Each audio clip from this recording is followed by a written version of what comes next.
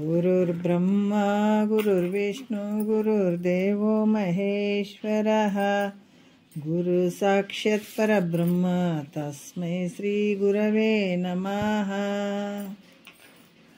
ಧ್ಯಾನ ಮೂಲ ಗುರು ಮೂರ್ತಿ ಪೂಜೆ ಮೂಲ ಗುರುಪಾದ ಮಂತ್ರ ಮೂಲ ಗುರು ವಾಕ್ಯ ಮುಕ್ತಿ ಮೂಲ ಗುರು ಕೃಪಾ. ಶ್ರೋತ್ರಿಯ ಬ್ರಹ್ಮನಿಷ್ಠ ಸದ್ಗುರು ಬಸವಾನಂದರ ಪಾದಕಮಲಗಳಿಗೂ ಹಾಗೂ ಅವರ ಪ್ರತಿರೂಪದಂಥ ನಿಜಗುಣಪ್ಪನವರ ಪಾದಕಮಲಗಳಿಗೂ ನನ್ನ ದೀರ್ಘದಂಡ ಪ್ರಣಾಮಗಳನ್ನು ಸಲ್ಲಿಸುತ್ತಾ, ಸದ್ಗುರು ಮಾರ್ತಂಡ ಸಾಬಾಯಿ ಸದ್ಗುರುಗಳ ಪಾದಕಮಲಗಳಿಗೂ ಹಾಗೂ ರಾಯಪ್ಪ ಸದ್ಗುರುಗಳ ಪಾದಕಮಲಗಳಿಗೂ ನನ್ನ ದೀರ್ಘದಂಡ ಪ್ರಣಾಮಗಳನ್ನು ಸಲ್ಲಿಸುತ್ತಾ, ಗುರು ಸ್ವರೂಪರಾದಂಥ ನನ್ನ ಪತಿದೇವರಿಗೂ ಕೂಡ ನನ್ನ ದೀರ್ಘದಂಡ ಪ್ರಣಾಮಗಳನ್ನು ಸಲ್ಲಿಸುತ್ತಾ, ಮನದಲ್ಲಿ ಸ್ಮರಿಸಿಕೊಳ್ಳುತ್ತಾ, ತಮ್ಮೆಲ್ಲರಿಗೂ ವಂದಿಸುತ್ತಾ, ಇವತ್ತಿನ ಪರಮಾರ್ಥ ಗೀತೆಯ ಒಳಗೆ ಸಪ್ತಮ ಗತಿ ಶುರುವಾಗ್ಯದ. ಭಾಳ ವಿಶೇಷವಾಗಿ ಇಲ್ಲಿ ಹೇಳ್ತಾರೆ. ಏನು ಹೇಳ್ತಾರೆ? ಇಂತು ಈ ಸೂತ್ರ ನೋಡೋಣ. ಇಂತು ಈ ನಿಜ ಸಾಧ್ಯವನು ಒಲವಿಂ ತಿಳಿಪಿದೆನು ನೀನು ಈಗಳಿಸೆವ ಸಾಧಕರುಗಳ ಇರವಂ ತತ್ ಸಾಧನತತಿ ಎಂ ಸಂತರೊಡಂಬಟ್ಟು ಕೇಳುವ ತೆರೆದಿಂದ ಉಸಿರುವೆಂ ಅಂತ ಹೇಳ್ತಾರೆ. ಯಾಕಂದರೆ ಏನು ಹೇಳ್ತಾರೆ ಅಂದರೆ, ಇಂತು ಈ ಪ್ರಕಾರವಾಗಿ ಈ ನಿಜ ಸಾಧ್ಯವನ್ನು ಅಪರೋಕ್ಷವಾಗಿರುವಂಥ ಸ್ವರೂಪವನ್ನು ನನ್ನ ಪ್ರೀತಿಯಿಂದ ನಿನಗೆ ಹೇಳಿದೆ, ಅದಕ್ಕೆ ತಿಳಿಪಿದೆನು. ಈಗ ಎಸೆವ ಸಾಧಕರು ಇರವಂ ನೋಡ್ರಿ, ಅದಕ್ಕೆ ಇಲ್ಲಿ ಹೇಳ್ತಾರೆ. ಏನು ಹೇಳ್ತಾರೆ? ನಾನು ಒಲವಿಂದ ನಿಮ್ಗೆ ತಿಳಿಸಿದೆ, ಆ ಸಾಧಕರು ಈ ಸ್ವರೂಪವನ್ನು ಅಲ್ಲಿ ಖುಷಿಯಿಂದ ಕೇಳುವ ಹಂಗೆ ನಾನಿಲ್ಲಿ ಹೇಳ್ತೀನಿ ಇನ್ನು ಮುಂದೆ ಅಂತ ಕೂಡ ಹೇಳ್ತಾರೆ ಅವರು.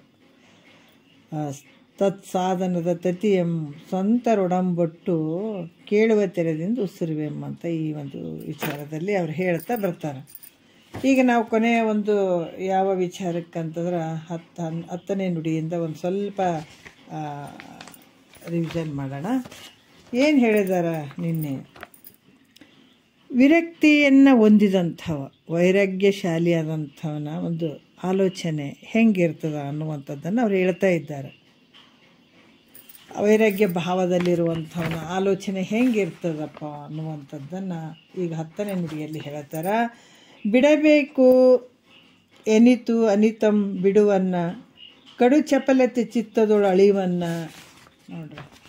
ಮತ್ತು ವಿವಿಧ ವೆನಿಪ ವಾಸನೆಯ ಅಳಿವನ್ನ ಭವಮಾಲೆಯ ಕಡೆಯಂ ಕಾಂಬನ್ನ ಕ್ರಮದಿಂ ನಿಜವನಿದೆಂದರಿಯವನ್ನ ಸುಮತೆಯು ನೆಟ್ಟನೆ ನೆಲಗೊಂಬನ್ನ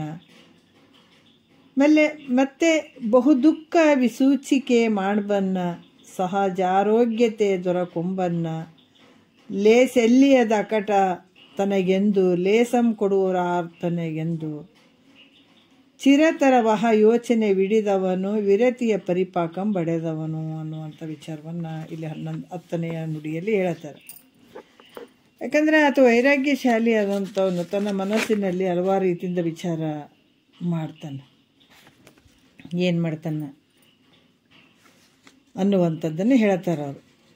ಯಾಕಂದ್ರೆ ತನಗೆ ದುಃಖವನ್ನು ಮಾಡುವಂಥ ವಿಷಯಗಳು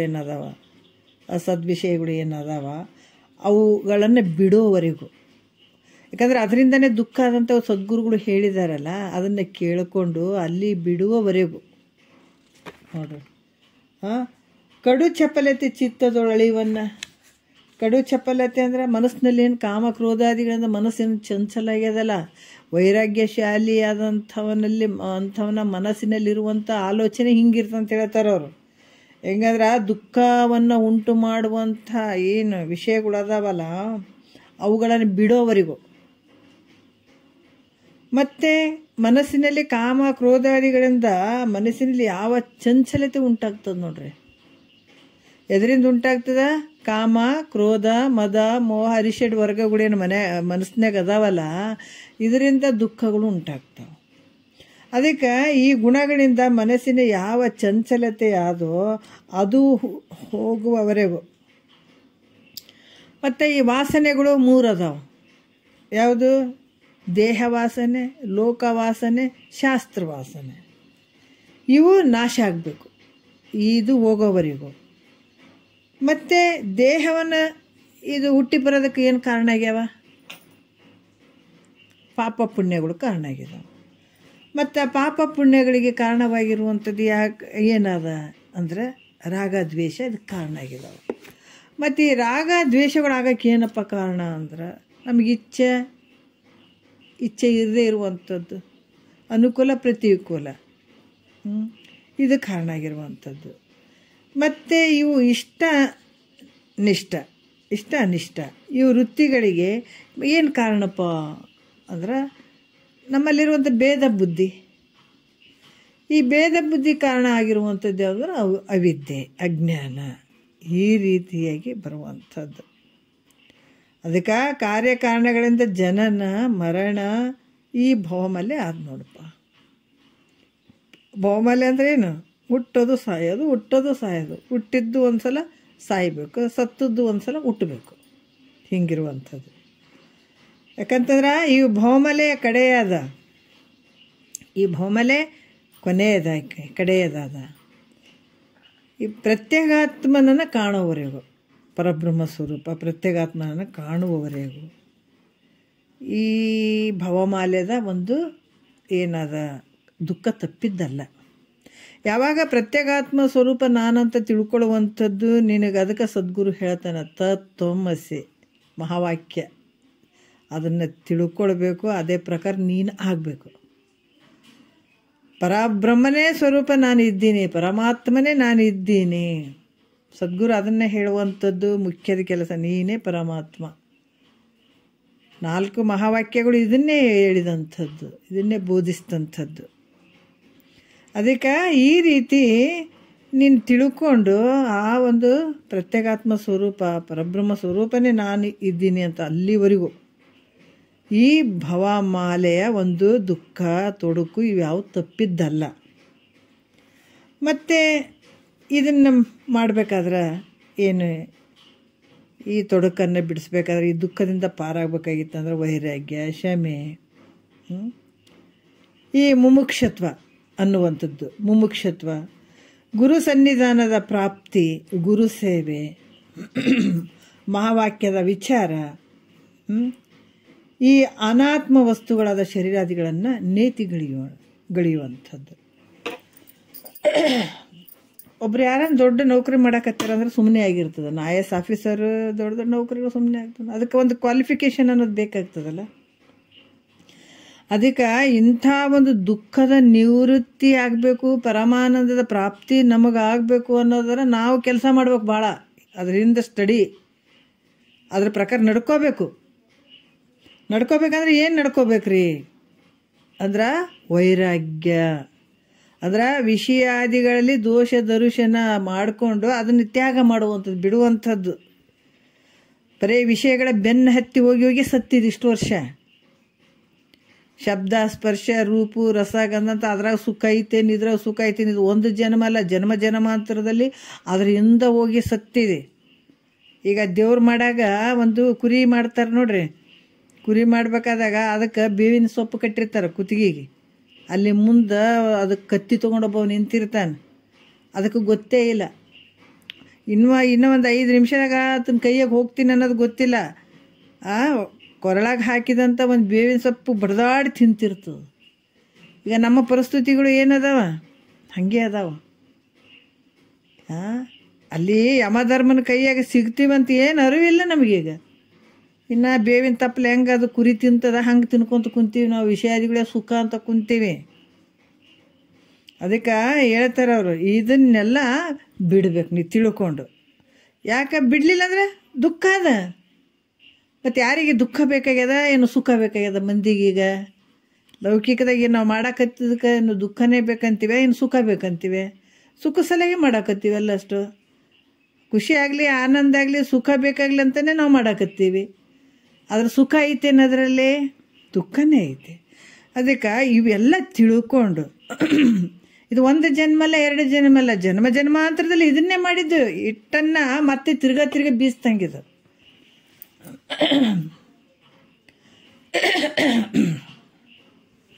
ಹೆಂಗಾಗ್ತಂದ್ರೆ ಹಿಟ್ಟನ್ನು ತಿರ್ಗ ಇದು ಬೀಸ್ದಂಗೆ. ಅದಕ್ಕೆ ಇಲ್ಲಿ ಕೂಡ ಹೇಳ್ತಾರೆ, ಈ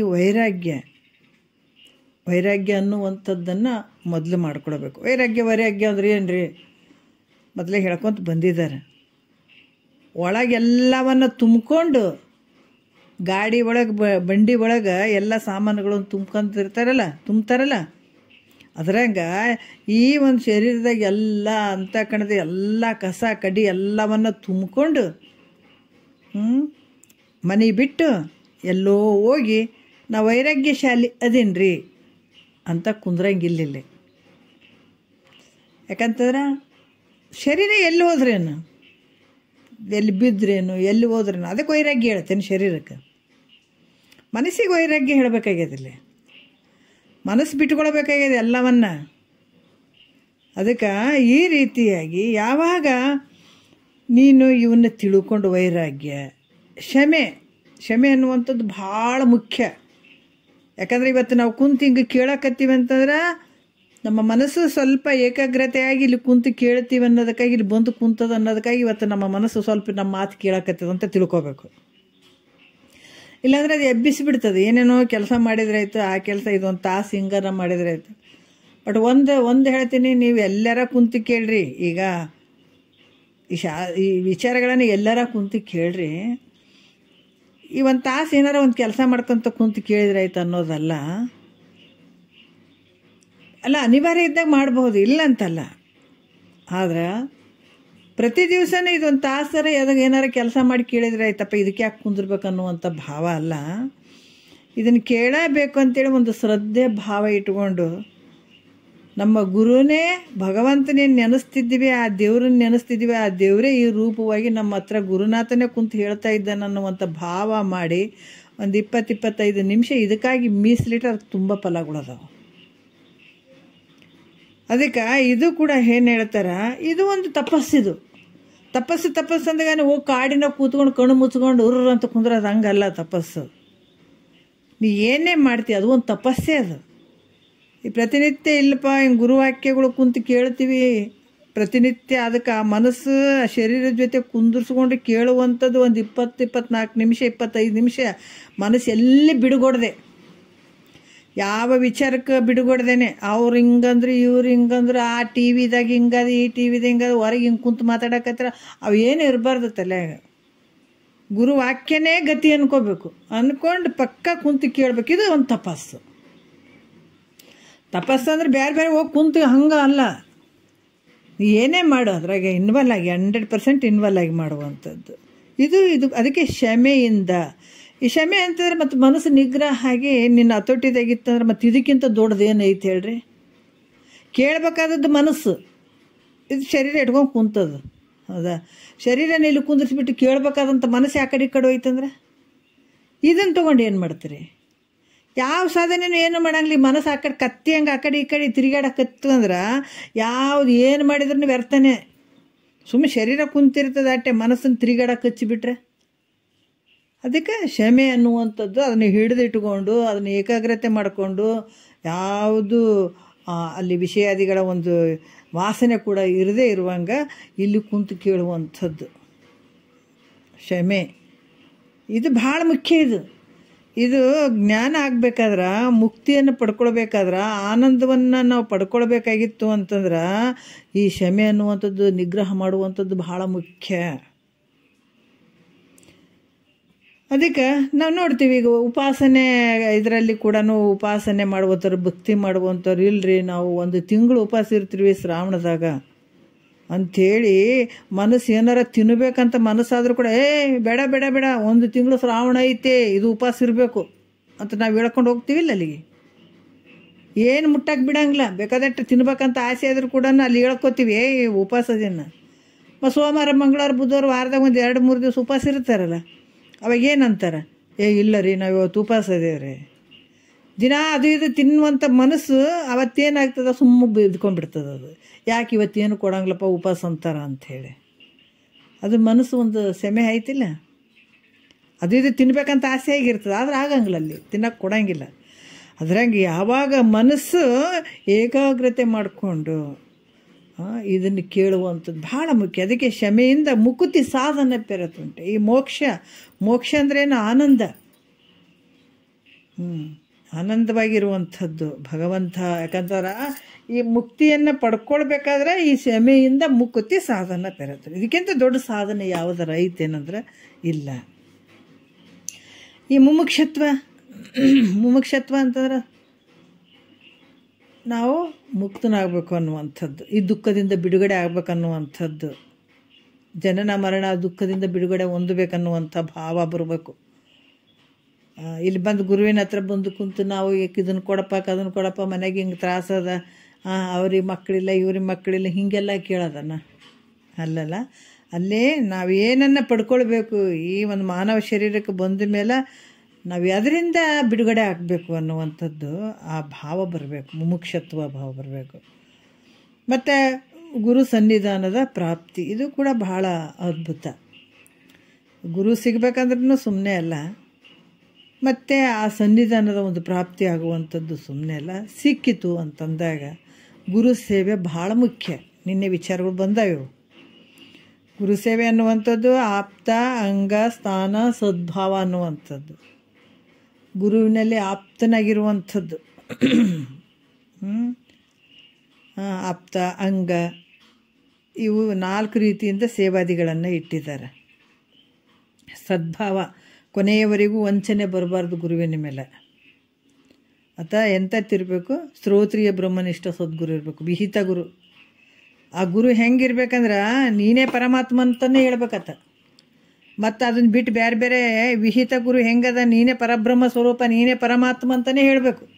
ಅದು ಬಿಟ್ಟು ನೀನು 4 ಗುಡಿ ಸುತ್ತರಿ, ಅದು ಸುತ್ತರಿ, ಇದು ಸುತ್ತರಿ ಅಂತ ಮತ್ತೆ ಅಲ್ಲಿಗೆ ಒಯ್ಯೋಂಗಿಲ್ಲ, ಹಂಗೆ ಹೇಳಂಗಿಲ್ಲ.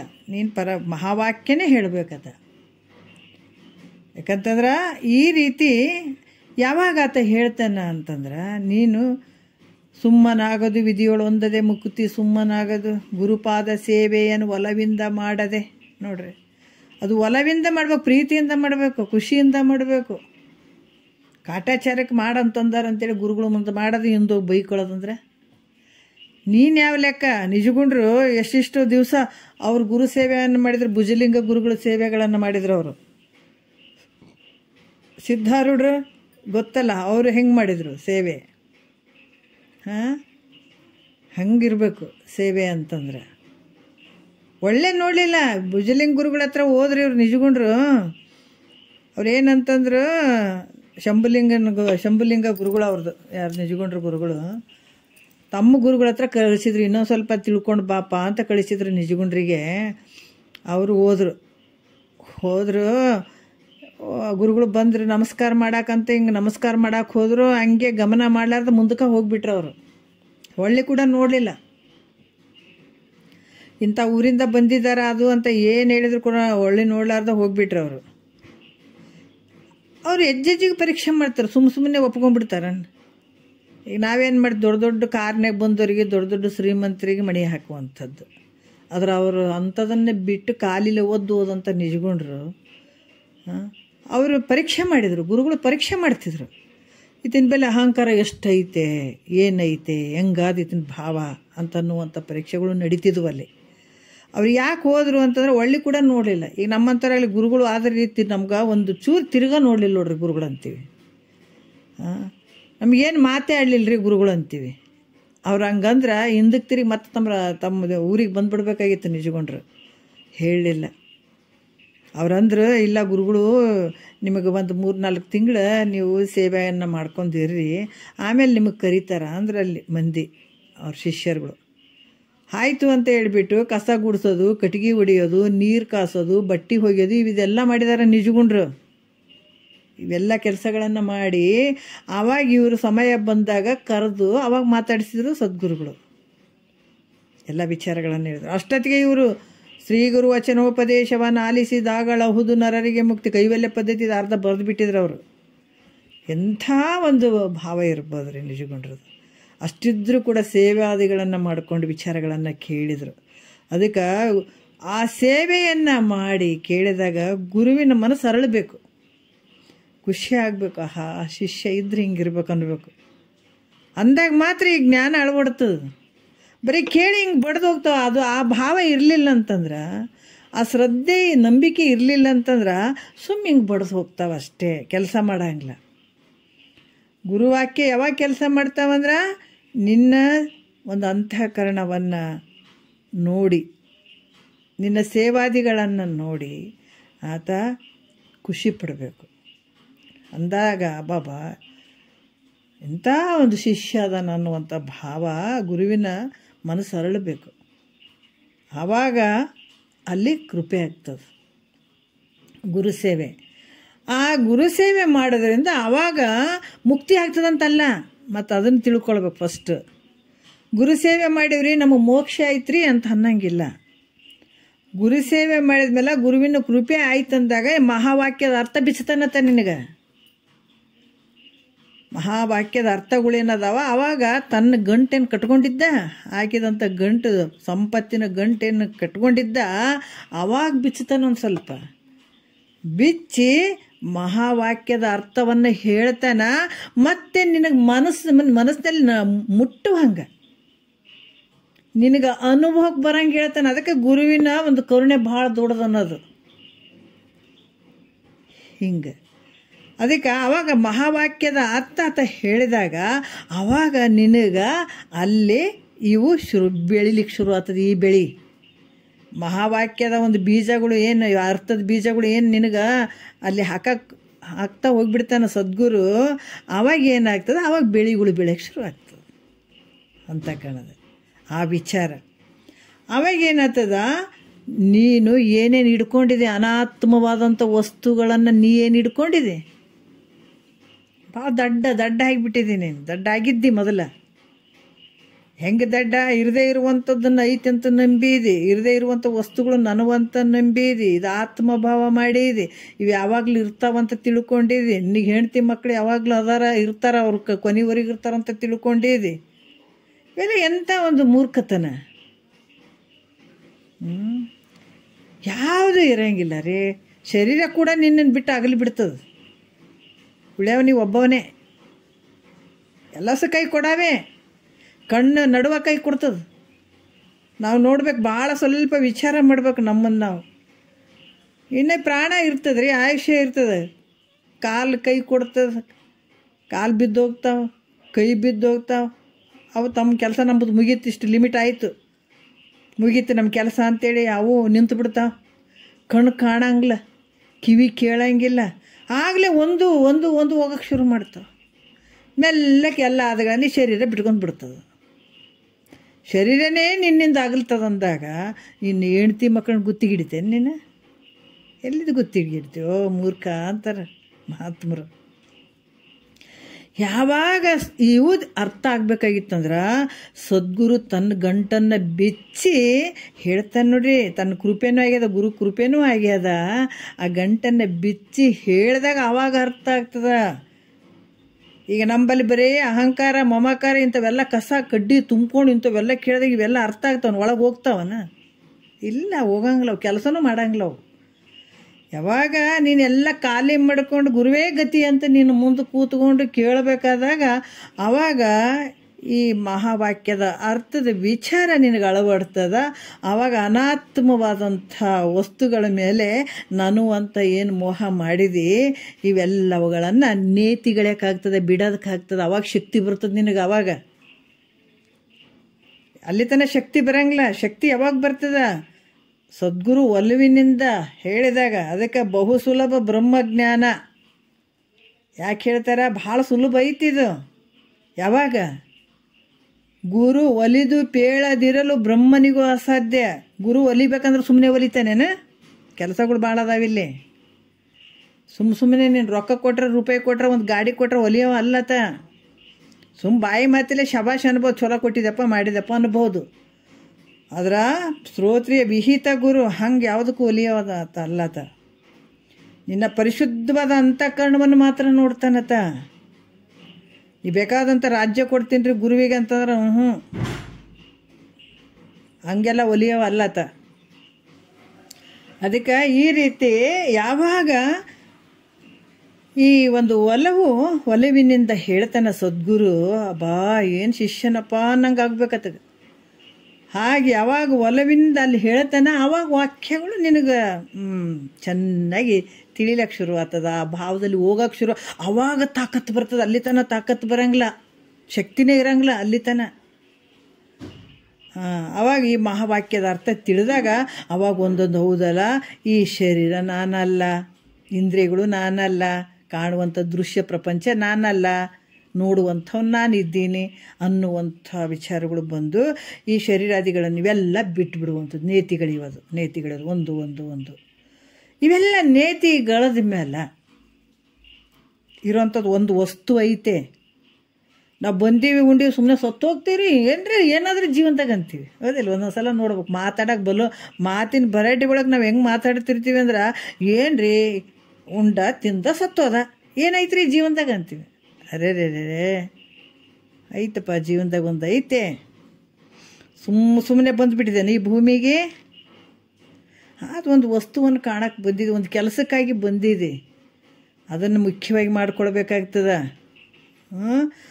ಅದನ್ನು ತಿಳಿಯುವಂಥದ್ದು ಏನು?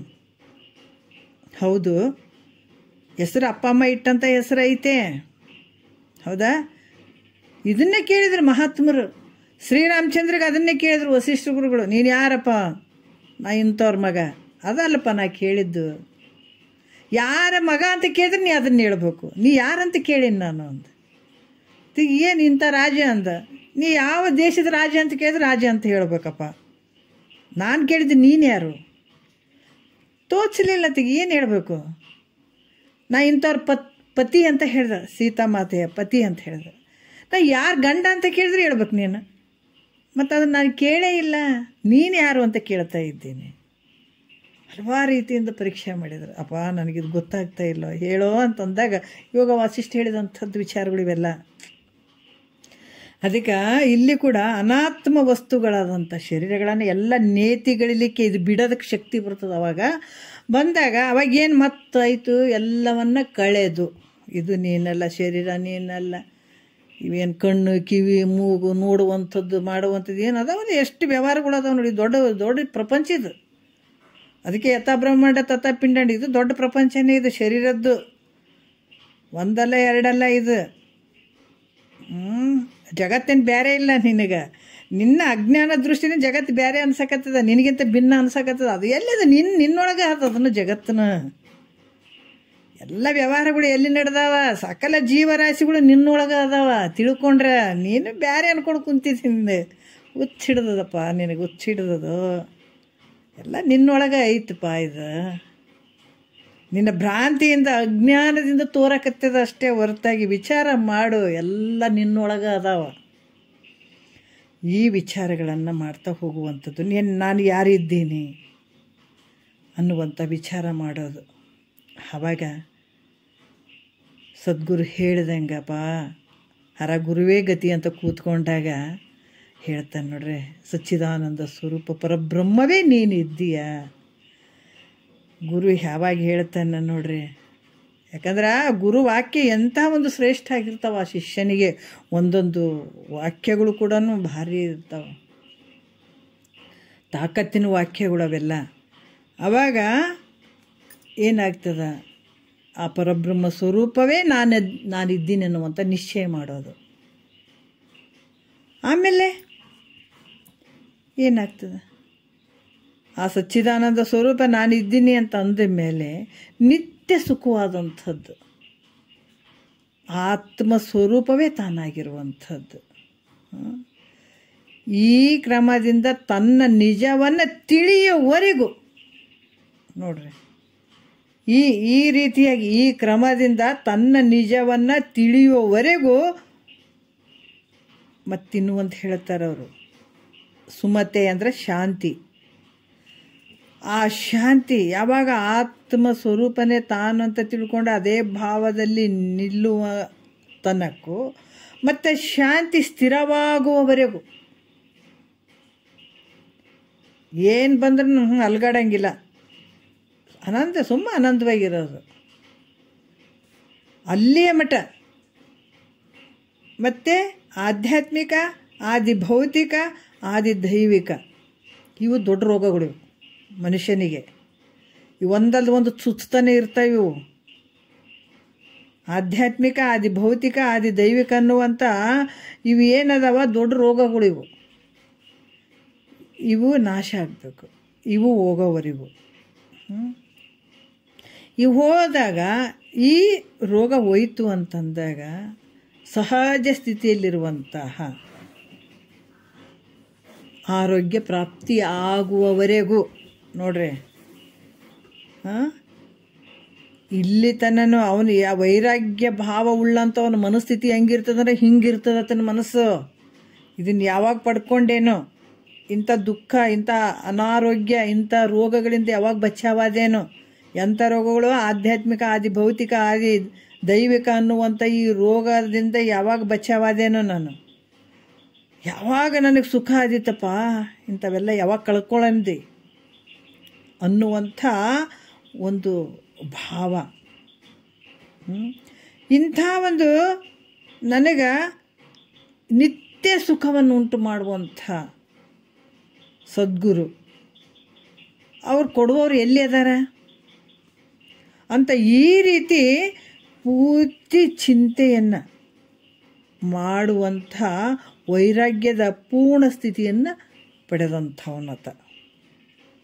ಈ ರೀತಿ ವೈರಾಗ್ಯ ಭಾವದಲ್ಲಿದ್ದುಕೊಂಡು ಇಷ್ಟೆಲ್ಲ ಆತ ಈ ಚಿಂತೆ ಮಾಡ್ತಿರ್ತಾನೆ. ಇಷ್ಟಾಗೋ ಮಟ್ಟ ನನಗೆ ಸುಖ ನಿದ್ದೆನೇ ಇಲ್ಲ ಅಂತಾನೆ.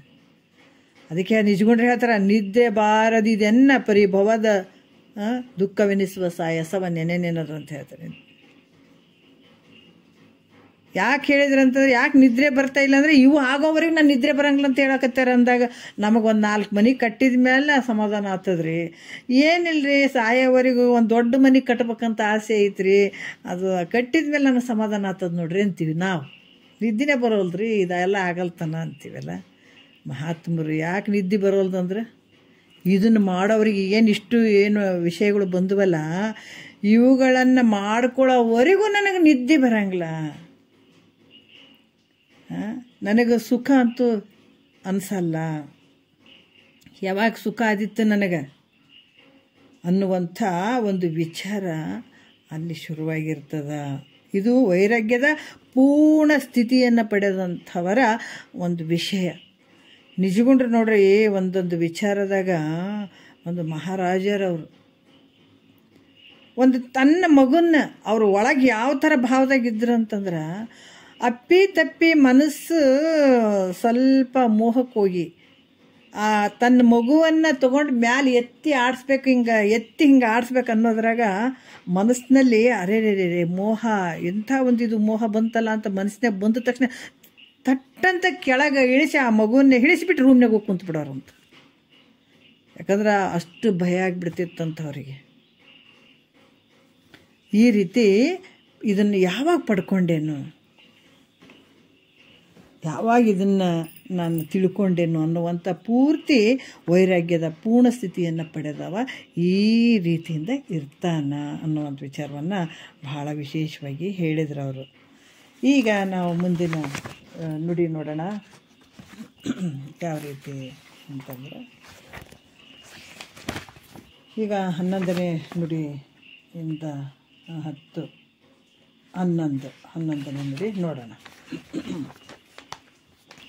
ಏನು ಹೇಳ್ತಾರ ಅಂದ್ರೆ, ಈ ಸಾಧಕನಾದಂಥ ಪುರುಷನ ನಡೆನುಡಿಗಳು ಹೇಗಿರ್ತಾವ ಅನ್ನುವಂಥದ್ದನ್ನು ಹೇಳ್ತಾರೆ. ಸಾಧಕನಾದಂಥವನ ನಡೆನುಡಿ ಹೆಂಗಿರ್ತಾವ, ಎಷ್ಟು ಅದ್ಭುತವಾಗಿ ತಿಳಿತಾರಲ್ಲ. ವೈರಾಗ್ಯಶಾಲಿ ಆದಂಥವನ ಮನಸ್ಥಿತಿ ಹೆಂಗಿತ್ತಂತ ನಾವು ಮೇಲ್ಗಡೆ ನೋಡಿದ್ದೀವಿ. ಯಾವಾಗ ತಿಳ್ಕೊಂಡೇವು, ಯಾವಾಗ ಪಡ್ಕೊಂಡೇವು ಅನ್ನುವಂಥ ಭಾವ ಆತಗಿರ್ತದೆ. ಆದ್ರೆ ಇಲ್ಲಿ ಕೂಡ ಹೇಳ್ತಾರ, ಸಾಧಕನಾದಂಥ ಪುರುಷನು ನಡೆನುಡಿ ಹೆಂಗಿರ್ತಾವ ಅನ್ನುವಂಥದ್ದನ್ನು ಹೇಳ್ತಾರೆ ಅವರು. ತಡೆಯದೆ ಸುಕೃತವನಾಚರಿಪವನು ಬಿಡವಂ ದುಷ್ಕೃತವೆಲ್ಲವನವನು ಧರ್ಮಗಳ ನಡೆವಿಡದಾಚರಿಪ ಧರ್ಮ ಫಲಗಳನ್ನು ಉರೆದಿಕ್ಕರಿಪ ಪರರ ಸಿರಿಗೆ ಮತ್ಸರವ ಮಾಡ ಪರಪೀಡೆಯ ನೊಡಗೂಡ ದೇಶೋಚಿತ ಕಾಲೋಚಿತಮಾಗಿ ಅಸುರ ಗತಿಯುಳಿದನುಗುಣಮಾಗಿ ಒಂದೆರಡಿನಿ ವಾತುಗಳಂ ನುಡಿವ ಕುಂದದಿಳೆಗೆ ಸೊಗಸಾಗಿರೆ ನಡೆವ ಮತ್ತು ಇಂತೆಸಗುವ ಯೋಗವನ್ನುಳ್ಳವನು ಇಂತಾದಿಯ ಭೂಮಿಕೆಯುಳ್ಳವನು ಅನ್ನುವಂಥ ವಿಚಾರವನ್ನು ಹೇಳ್ತಾರೆ. ಏನು ಹೇಳ್ತಾರೆ ಅಂತಂದ್ರೆ, ಇಲ್ಲಿ ಶಿಷ್ಯ ಕೇಳು, ಈ ರೀತಿ ಆಲೋಚನೆಯನ್ನು ಮಾಡ್ತಾ ಇರುವಂಥ ವ್ಯಕ್ತಿ ಆತ ಏನು ಮಾಡ್ತಾನ ಅಂತಂದ್ರೆ ಈ ಪುಣ್ಯಕರ್ಮಗಳನ್ನೇ ಮಾಡ್ತಾನತ. ಈ ವಿರಕ್ತ ಪುರುಷ ಯಾವ ಪ್ರತಿಬಂಧಕಗಳು ಆತಗೆ ಬರೋಂಗಿಲ್ಲ. ಅವಾಗ ಏನು ಮಾಡ್ತಾನೆ, ಪುಣ್ಯದ ಕೆಲಸಗಳನ್ನು ಸುಕೃತ ಅಂದರೆ ಪುಣ್ಯ, ಈ ತಡೆಯದೆ ಯಾವುದೇ ಒಂದು ಪ್ರತಿಬಂಧಕ್ಕಿಲ್ಲದೆ ಯಾವುದಕ್ಕೆ ಸಿಕ್ಕಾಕ್ಕೊಳ್ಳದೇನೆ ಆತ ಬರೀ ಏನು ಕರ್ಮಗಳನ್ನು ಪುಣ್ಯದ ಕರ್ಮಗಳನ್ನು ಮಾಡ್ತಾನತ್ತ. ಮತ್ತು ಈಗ ಏನಂತಂದ್ರೆ ಬಿಡುವಂ ದುಷ್ಕೃತವೆಲ್ಲವನು ಅಂತ ಹೇಳ್ತಾರೆ. ಅಂದ್ರೆ ಏನೇನು ಬಿಡ್ತಾನ, ಎಂತೊಲಿವನು ತನಗಿನ್ನೆಂತೊಲಿವನು ಕರಣತ್ರಯದ ದೋಷ ಮೇರೆ ಕಂತು ಕಾಲ ಪುರವೈರಿ ಗುರು ಶಂಭುಲಿಂಗ ತನಗಿನ್ನೆಂತೊಲಿವನ ಅನ್ನೋದರಲ್ಲಿ ಅಲ್ಲಿ ಕೂಡ ಹೇಳ್ತಾರೆ. ಯಾವುದು ಅಂದ್ರೆ ಇದು ಅಭಕ್ಷ್ಯ ಸೇವನೆ, ಹಿಂಸೆ, ಹಲವಾರು ರೀತಿಯಿಂದ ಹೇಳ್ತಾರೆ ಅವರು. ಇಲ್ಲಿ ಕೂಡ ಈ ಅಭಕ್ಷ್ಯ ಅಂತಂದ್ರೆ ತಿನ್ನಬಾರ್ದು ಇರುವಂಥ ತಿನ್ನೋದು, ಇಂಥ ತಿನ್ನಬಾರ್ದು ಅಂತನ್ನೋದ್ರ ಅಂಥದ್ದು ತಿನ್ನೋದು, ತಿನ್ನಲಿಕ್ಕೆ ಯೋಗ್ಯ ಇರದೇ ಇರುವಂಥದ್ದನ್ನು ತಿನ್ನುವಂಥದ್ದು, ಪರಸತಿಯರ ಗಮನ ಮಾಡುವಂಥದ್ದು, ಪರಸತಿಯರ ಒಲುಮೆ, ಪರಸೇವೆ, ಯಾಕಂದ್ರೆ ಪರಸತಿಯರ ಒಂದು ಗಮನ ಮಾಡುವಂಥದ್ದು, ಇದು ಬಿಡುವಂಥದ್ದು. ಮತ್ತು ಈ ಪರರ ದುಡ್ಡನ್ನು ಅಪಹರಣ ಮಾಡುವಂಥದ್ದು, ಆಸೆ ಮಾಡುವಂಥದ್ದು, ಇನ್ನೊಬ್ಬರ ಒಂದು ಆಸ್ತಿಯನ್ನು ಕಬಳಿಸ್ಕೊಳ್ಬೇಕನ್ನುವಂಥದ್ದು, ಇದೆಲ್ಲ ಯಾವುದ್ರಾಗ ಬರ್ತದಂದ್ರೆ ಇದು ದುಷ್ಕೃತ್ಯ, ಇದು ದುರಾಚಾರದಾಗ ಬರ್ತವೆ. ಇಲ್ಲಿ ಕೂಡ ಹೇಳ್ತಾರೆ, ಯಾಕಂತಂದ್ರೆ ಪರ ದ್ರವ್ಯ ಅಪಹರಣ ಮಾಡುವಂಥದ್ದು ಇವೆಲ್ಲ ಏನು ಹೇಳ್ತಾರೆ, ಪಾಪದ ಕರ್ಮಗಳು.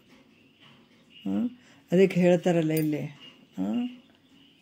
ಇಲ್ಲಿ ಪಾಪದ ಕರ್ಮಗಳನ್ನು ಬಿಟ್ಟು ಬಿಡುವಂಥದ್ದು. ಮತ್ತು ಸತ್ಪಾತ್ರರಿಗೆ ಧನ, ಸತ್ಪಾತ್ರರಿಗೆ ಮತ್ತು ಕುಡುಕರಿಗೆಲ್ಲ, ಎಲ್ಲನೂ ಕುಡುಕರಿಗಾಗಲಿ ಏನಾರ ನಾವು ಕೊಟ್ಟಂಥ ದುಡ್ಡನ್ನು ಯಾವುದ್ಯಾವುದಕ್ಕೆ ಬರಬಾರ್ದಕ್ಕೆ ಅವ್ರು ಏನಾದ್ರು ಕೆಟ್ಟದಕ್ಕಾಗಿ ಬಳಸ್ಕೊಂಡ್ರೆ ಅಂದ್ರೆ ಅದು ಕೆಟ್ಟದ್ದನ್ನು ಕೂಡ ಇವರಿಗೆ ಹತ್ತದ. ಸತ್ಪಾತ್ರಕ್ಕೆ ಯಾಕೆ ಕೊಡ್ಬೇಕಂತಂದ್ರೆ ಒಳ್ಳೆಯವ್ರಿಗೆ ಕೊಟ್ಟರೆ ಅವ್ರು ಮಾಡಿದಂಥ ಕೆಲಸದ ಒಂದು ಪುಣ್ಯ ಇವ್ರಿಗೆ ತಲುಪುತ್ತದೆ ಕೊಟ್ಟವರಿಗೆ. ಅದೇ ಕೆಟ್ಟಂಥ ವ್ಯಕ್ತಿಗೆ ದಾನ ಧರ್ಮ ಮಾಡಿದ್ರೆ ಅವನಿಗೆ ಕೆಟ್ಟದ್ದೇ ಮಾಡ್ತಾನಲ್ಲ, ಆ ಕೆಟ್ಟದ್ದು ಮಾಡಿದಂಥ ಪಾಪದಲ್ಲಿ ನೀನು ಭಾಗಿಯಾಗ್ತಿ.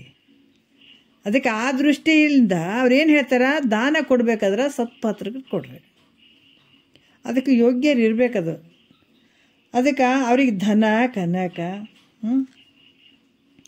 ಇದು ಯಾಕಂದ್ರೆ ವಾಹನ ಮತ್ತು ಅನ್ನ ಇವೆಲ್ಲ ಪುಣ್ಯಗಳನ್ನು ಮತ್ತು ಇವನು ಮಾಡುವಂಥದ್ದು ನಿತ್ಯ ನೈಮಿತ್ತಿಕ ಕರ್ಮ ಏನು ಹೇಳಿದಾರಲ್ಲ, ನಿಷ್ಕಾಮ ಕರ್ಮ, ನಿತ್ಯ ಕರ್ಮ, ನೈಮಿತ್ಯ ಕರ್ಮ, ಪ್ರಾಯಶ್ಚಿತ್ ಕರ್ಮ, ಇವು ಕರ್ಮಗಳನ್ನು ಮಾಡಿದರೂ ಕೂಡ ಅವುಗಳ ಒಂದು ಫಲಾಪೇಕ್ಷೆ ಮಾಡಬೇಡ. ಏನಾದರೂ ಒಂದು ಲಿಸ್ಟ್ ಇಟ್ಕೊಂಡು ಅಪ್ಪ ನಾನು ಪೂಜೆ ಮಾಡ್ತೀನೋ, ನಿನಗೆ ಭಕ್ತಿ ಮಾಡ್ತೀನೋ ಅಂದರೆ ಒಲಿತ ನನ್ನ ದೇವ್ರು. ಯಾರೋ ಒಬ್ಬ ಕೇಳಿದಳಂತ, ಇದು ತಾತಾರು ಹೇಳ್ತಿದ್ರು. ಏನು ಹೇಳ್ತಿದ್ರು, ಒಬ್ಬಾಕಿ ಹನುಮಂತಗೆ ಅರಿಕೆ ಹೊತ್ತಳಂತ, ನನಗೆ ಗಂಡು ಮಗ ಆಗಲಪ್ಪ, ಗಂಡು ಮಗ ಆಗಲಿ, ಆತನ ಒಂದು ಕುಂಚಿಗೆ ಏನಾದ್ರು ಕುಂಚಿಗೆ ಬಂಗಾರದ ಕುಂಚಿಗೆ ಸೋನ್ಯಕ್ಕೆ ಕುಂಚಿ ದೇತಿ ಅಂತ ಹೇಳಿದಳಂತಾಕಿ. ಏನು ಹೇಳ್ತಾರಪ್ಪ ಅದು ಕೊಡ್ತೀನಿ ನಿನಗೆ, ಕುಂಚಿಗೆ ಕೊಡ್ತೀನಿ ಬಂಗಾರದು ಅಂತ ಹೇಳಿದಳಂತಾಕಿ. ಸೋನ್ಯಾಕ್ಕೆ ಕುಂಚಿ ಲೇತಿ ಅಂತೇನೆ ಹೇಳಿದಳಂತಾಕಿ. ಆಮೇಲೆ ಗಂಡು ಮಗು ಆಯಿತು. ಇನ್ನು ಆಕೆಗೆ ಕುಲಾಯಿ ಕೊಡಬೇಕು, ಯಾರಿಗೆ, ಹನುಮಪ್ಪಗೆ. ಹೆಂಗೆ ಮಾಡ್ಬೇಕು ಚಿಂತೆ ಎತ್ಕೊಂಡ್ಬಿಡ್ತು. ಅದಕ್ಕೇನು ಬಂಗಾರದ ಒಂದು ಕುಂಚಿ ಒಯ್ದು ಕೊಡಬೇಕಲ್ಲ ಅನ್ನುವಂಥದ್ದು ಚಿಂತೆ ಆಗಿಬಿಡ್ತು. ಖುಷಿಯನ್ನು ಪಡಲಿಲ್ಲ ಆಕೆಗೆ. ಅದಕ್ಕೆ ಹರಕೆ ಹೊತ್ತಿನೆಲ್ಲ ಕೊಡಬೇಕಲ್ಲ, ಹೆಂಗೆ ಮಾಡಿದಳು ಮಾಡಬೇಕು ಅಂತ. ಆಕೆ ಏನು ಮಾಡಿದಳು, ಒಂದು ಪ್ಲ್ಯಾನ್ ಮಾಡಿದಳು. ಸೋನೆ ಅಂದರೆ ಅದು ಬಂಗಾರ. ಯಾವಾಗ ಆಕೆ ತನ್ನ ಮಗನ ಹೆಸರೇ ಇಟ್ಳು ನೋಡ್ರಿ, ಅವಾಗ ಏನಾಯಿತು, ಬಂಗಾರದ ಸೋನೆ ಹಾಕಿ ಕುಂಚಿ ಲೇತಿ ಅಂತ ಹೇಳ್ಬಿಟ್ಟು ಆ ಹುಡುಗನ ತಲೆ ಮೇಲಿದು ಕುಂಚಿಗೆ ಕಿಮ್ಟಾನ್ ಅದು ಎಣ್ಣೆ ಹತ್ತಿ ಹತ್ತಿ ಹತ್ತಿ ವಾಸನೆ ಬರಂಗಾಗಿತ್ತು. ಹೋಗಿ ಪೂಜೆ ಮಾಡಿಬಿಟ್ಟು ಕೇಸಿ ಅವನು ಸೋನೆ ಅಂತ ಹೆಸರಿಟ್ಟಿದ್ದು, ಸೋನೆಕಿ ಕುಂಚಿ ಲೇತಿ ಅಂತ ಹೇಳ್ಬಿಟ್ಟು ಆ ಕುಂಚಿಗೆ ತೊಗೊಂಡು ಕೇಸಿ ಒಯ್ದು ಹನುಮಪ್ಪ ಕೊಟ್ಟು ಬಂದಳು. ಮತ್ತು ಹಿಂಗನ್ನು ಮೋಸ ಮಾಡೋರು ಇರ್ತಾರೆ ನೋಡ್ರಿ. ಯಾವುದೋ ಕೇಳಿಬಿಟ್ಟು ಈ ಥರನೂ ಇರ್ತಾರೆ ಜನ ಅಂತ ಹೇಳ್ತಿದ್ರು ಅವ್ರು ನಮಗೆ. ಅದಕ್ಕೆ ಇಲ್ಲಿ ಕೂಡ ಏನೇ ಮಾಡಬೇಕಾದ್ರೆ ನನಗೆ ಇಂಥದ್ದು ಮಾಡಲಪ್ಪ, ಹೀಗೆ ಮಾಡಲಪ್ಪ ಅನ್ನುವಂಥದ್ರಿಂದ ಮಾಡಬಾರ್ದು ಅನ್ನುವಂಥ ವಿಚಾರ ಗುರುಗಳು ಕೂಡ ಹೇಳ್ತಿದ್ರು.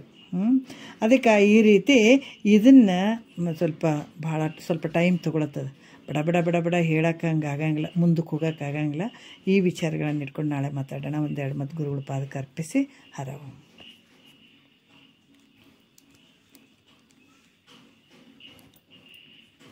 ಮಂಗಳಾರತಿ ಹೇಳ್ತಾರೆ ಯಾರಾದ್ರೆ?